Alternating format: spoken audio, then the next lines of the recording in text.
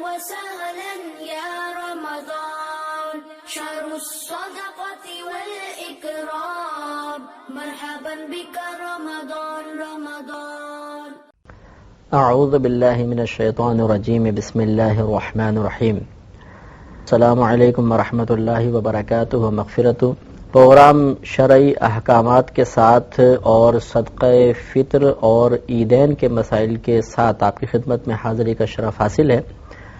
آج کے بیان میں انشاءاللہ صدقہ فطر سے متعلقہ ضروری مسائل اور اس کے بعد عید الفطر سے متعلقہ چند ضروری باتیں انشاءاللہ عرض کی جائیں گی. صدقہ فطر کی شرعی حیثیت یاد رکھیے کہ یہ ایک صدقہ ہے جو شریعت نے ہم پر واجب قرار دیا ہے. ترمذی شریف کی روایت ہے، نبی کریم صلی اللہ علیہ وسلم نے حکم ارشاد فرمایا کہ مدینے کی گلیوں میں ندا کر دی جائے کہ صدقہ فطر واجب ہے. اور ابن ماجہ کی روایت ہے، حضرت ابن عباس رضی اللہ تعالی عنہ اس کی حکمت بیان کرتے ہوئے کہتے ہیں کہ نبی کریم صلی اللہ علیہ وسلم نے صدقہ فطر کو واجب قرار دیا تاکہ دوران روزہ جو کچھ کمی رہ گئی، کوتاہی ہو یا کوئی بیہودہ کلمات زبان سے نکلے ہوں تو ان کا کفارہ ہو جائے.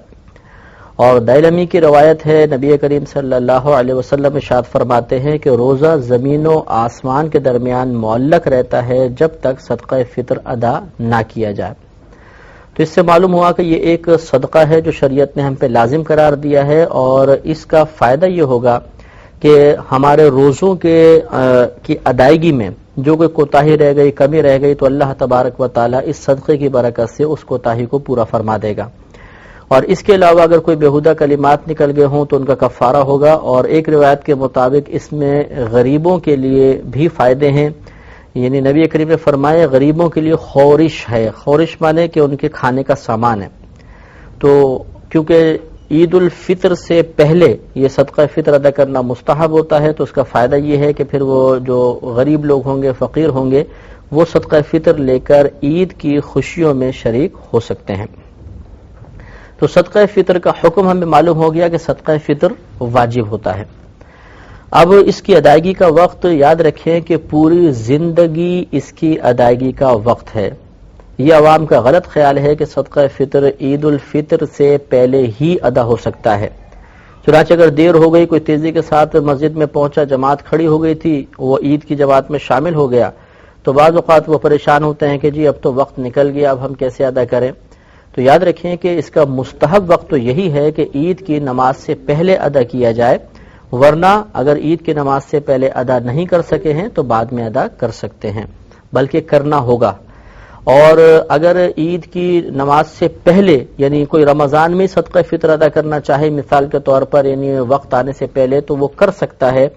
اور بعد میں اس کو ادا کرنے کی ضرورت نہیں ہوگی، اس کی شریعت نے اجازت دی ہے. یہ بھی یاد رکھیں کہ عید اس کی ادائیگی کب ہم پر واجب ہوگی. جس شخص نے عید کی فجر پالی، یعنی طلوع صبح صادق جس کو کہا جاتا ہے، جیسے سحری ختم ہوگی تو فجر کا وقت شروع ہوتا ہے، اسی کو طلوع صبح صادق کہا جاتا ہے. تو جس شخص کو یہ طلوع صبح صادق مل جاتی ہے اس کے اوپر صدقہ فطر لازم ہوتا ہے. لیکن اس کے ساتھ ساتھ ایک اور مسئلہ بھی ہے، وہ یہ ہے کہ صدقہ فطر اسی شخص کے اوپر واجب ہوگا جو مالک نصاب ہوگا. اور مالک نصاب کی تعریف آپ کو بتائی تھی کہ نصاب دراصل مال کی ایک مخصوص مقدار کو کہتے ہیں، جو سونے میں 7.5 تولہ سونا ہے، چاندی میں 52.5 تولہ چاندی، اگر روپیہ ہے تو اتنا کہ کم از کم اس سے آپ 52.5 تولہ چاندی خرید سکتے ہوں، یعنی تقریباً 9,500 10,000 روپے، یا آپ کے پاس اتنا مال تجارت ہے کہ جس کی مالیت 9,000 یا 10,000 تک پہنچتی ہو، یا آپ کے گھر میں ضروریات زندگی سے زیادہ اتنا سامان ہے کہ جس کی مالیت اس مقدار تک پہنچ جائے، تو ان لوگوں پر صدقہ فطر واجب ہوتا ہے. لیکن یہ وجوب کا معاملہ ہے. کہنے کا مطلب ہرگز یہ نہیں ہے کہ جس پر واجب نہیں ہے وہ ادا بھی نہیں کر سکتا. ادا تو کرنا ہی چاہیے، ہر شخص کو ادا کرنا چاہیے، لیکن جو مالک نصاب ہے اس پر صدقہ فطر ادا کرنا واجب ہے، یعنی نہیں کرے گا تو گناہگار ہوگا. اور جس پر صدقہ فطر واجب نہیں ہے، یعنی وہ مالک نصاب نہیں ہے، وہ اگر جان بوجھ کر بھی صدقہ فطر چھوڑ دے، ادا نہ کرے، تو وہ گناہگار نہیں ہوگا. لیکن ادا سب کو کرنا چاہیے، کیونکہ اس صدقے کی ادائیگی کی جو حکمت نبی کریم صلی اللہ علیہ وسلم نے بیان فرمائی ہے، وہ حکمت مالک نصاب کے ساتھ ہی متعلق نہیں ہے، یعنی روزوں کی کمی کو پورا کرنا، تو جس پر واجب ہے وہ ادا کرے گا، اس کی بھی روزوں کی کمی پوری ہوگی، جس پہ صدقہ فطر واجب نہیں ہے وہ بھی ادا کرے گا، تو انشاءاللہ روزوں کی کمی پوری ہو جائے گی۔ یہ بھی یاد رکھیں کہ ہم نے زکوٰۃ کے معاملے میں عرض کیا تھا کہ مال نامی ہونا چاہیے، بڑھنے والا، یعنی سونا، چاندی،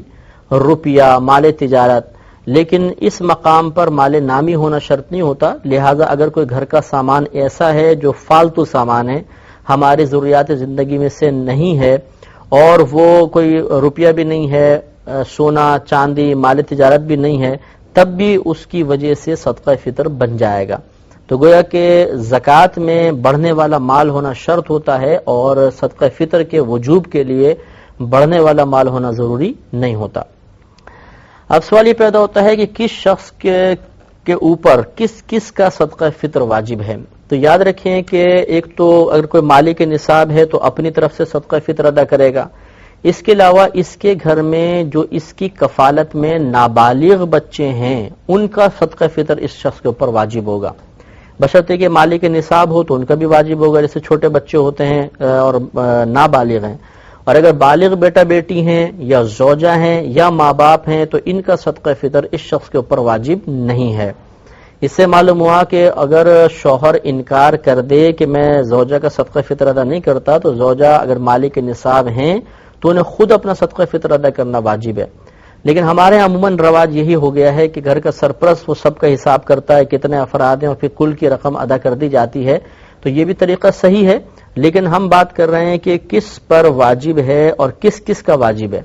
لہذا واجب تو ہر جو مالک نصاب ہے اس کا اپنی ذات کا صدقہ ادا کرنا واجب ہے، اور باقی جو گھر والے ہیں ان میں سے نابالغ بچوں کا صدقہ ادا کرنا، صدقہ فطر ادا کرنا واجب ہوتا ہے، بالغان کا کوئی واجب نہیں ہوتا۔ اسی طریقے سے اگر مجنون اولاد ہیں، پاگل ہیں، اب چاہے وہ بالغ ہو نابالغ، اس میں باپ کے لیے حکم یہ ہوتا ہے کہ وہی ان کا صدقہ فطر ادا کرے گا۔ اگر بالفرض کسی کے والد فوت ہو گئے ہیں تو پھر دادا والد کے قائم مقام ہوتا ہے، اور دادا اپنے پوتوں کی طرف سے یا نابالغ بچوں کی طرف سے صدقہ فطر کو ادا کرے گا۔ لیکن بالفرض اگر شوہر کا انتقال ہو جائے اور ماں موجود ہے، یہ بیوہ عورت ہے، اس کے چھوٹے بچے ہیں، تو بیوہ عورت پر اپنے بچوں کا صدقہ فطر واجب نہیں ہوتا ہے،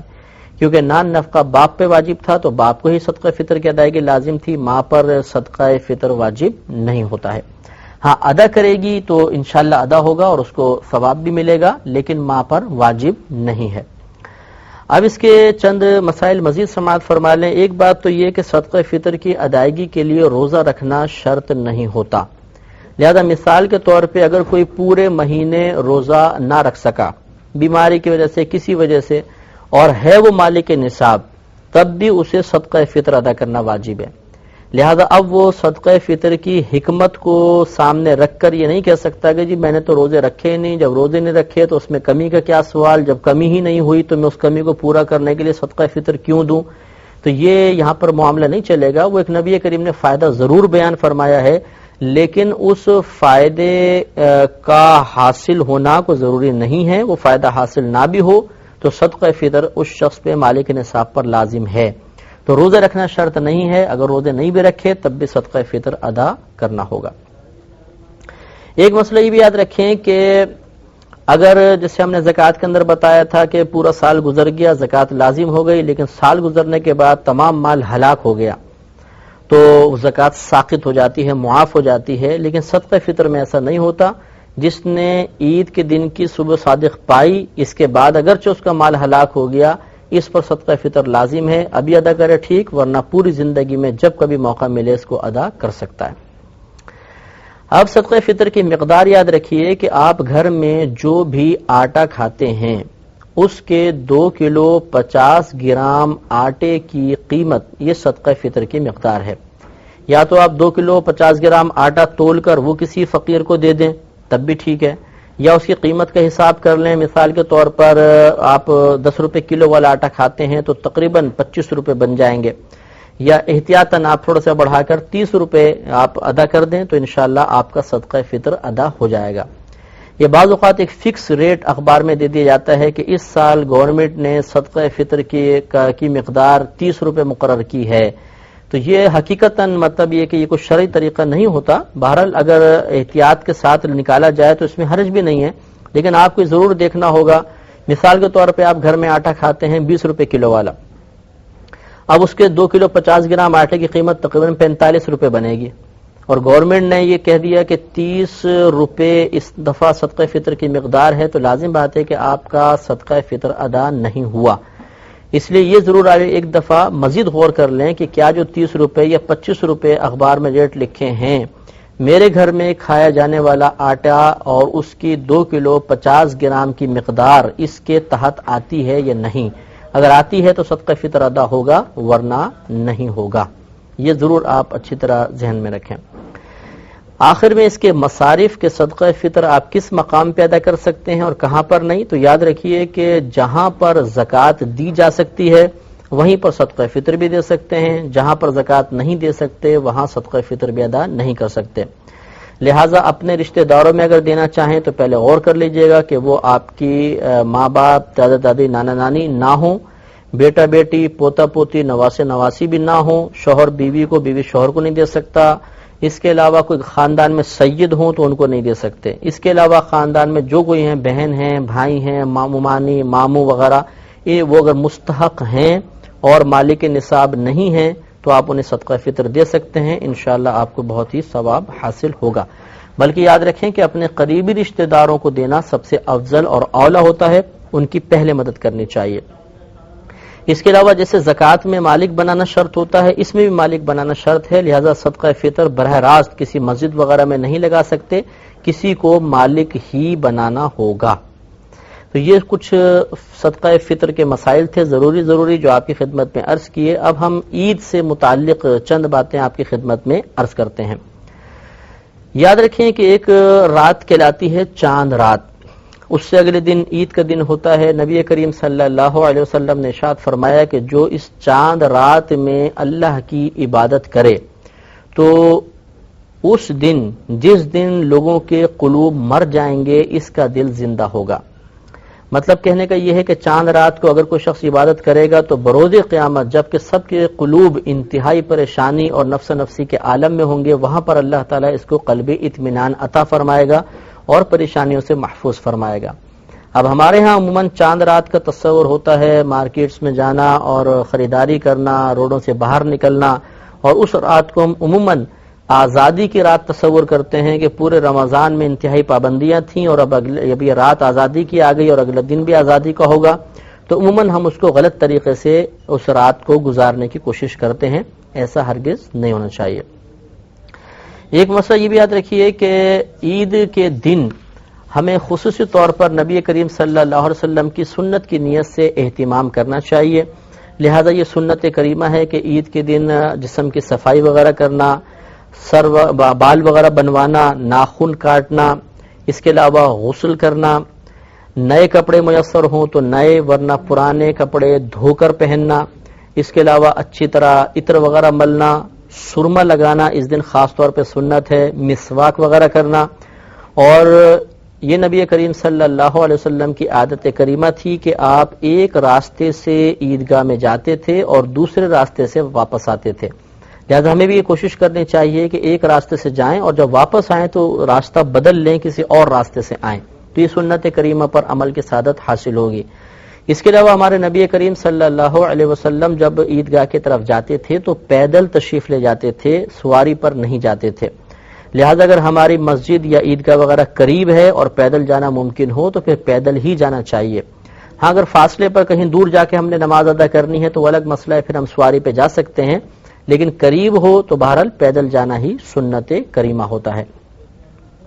اگر عید الفطر ہے، یعنی جس کو ہم رمضان کے بعد والی میٹھی عید کہلاتی ہے، اس میں جب آپ عیدگاہ کے لیے جائیں